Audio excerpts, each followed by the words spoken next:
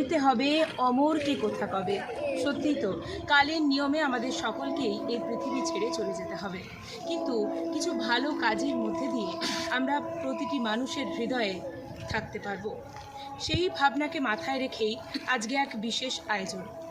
শ্রী শিবপ্রসাদ রায়ের তৃতীয় প্রয়াণ দিবস উপলক্ষে ছায়াসূর্যের গাছতলায় পাঠশালার যে পড়ুয়ারা আছে এবং তার সাথে ড্রয়িং স্কুলের যে পড়ুয়ারা আছে তাদের সকলের মধ্যে আজকে এই দিনটি পালন করা হলো। আমাদের সাথে রয়েছেন কাকলিদি, বাচিক শিল্পী, দুর্গাপুরের স্বনামধন্য বাচিক শিল্পী। সাজের তারা মনে কর না সন্ধে হলো যেন, রাতের বেলা দুপুর যদি হয়, দুপুর বেলা রাত হবে না কেন। এবং দুর্গাপুর ছাড়িয়েও সারা রাজ্য জুড়ে আমরা যার আবৃত্তি শুনতে পাই, সঞ্চালিকা দিদির গুণ চারিদিকে ছড়িয়ে রয়েছে। দিদিকে আমাদের সাথে পেয়েছি, শুনে নেব ওনার কাছ থেকেই যে আজকের এই দিনে এইরকম ভাবনা কিভাবে ওনারা আজকের দিনটি পালন করলেন। নমস্কার দিদি। অনেক ধন্যবাদ অমৃতা তোমাকে, আর ছায়া সূর্যকে বিশেষ করে তাদের প্রতি কৃতজ্ঞ আমি।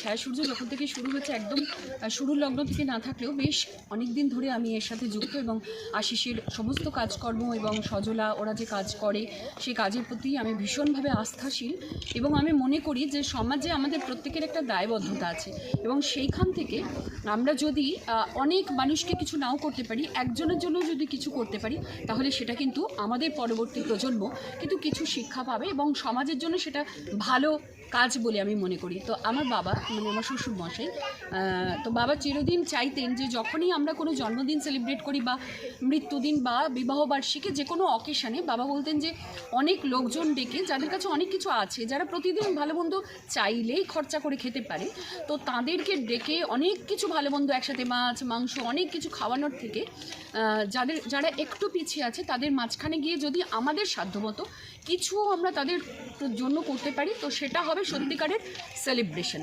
তো আমরা আজকের দিনটা ঠিক সেটাই মনে করেছি, যে বাবা চলে গেছেন আমাদের কাছ থেকে, আজকে নিয়ে এটা আমাদের তৃতীয় বাবার চলে যাওয়ার দিন।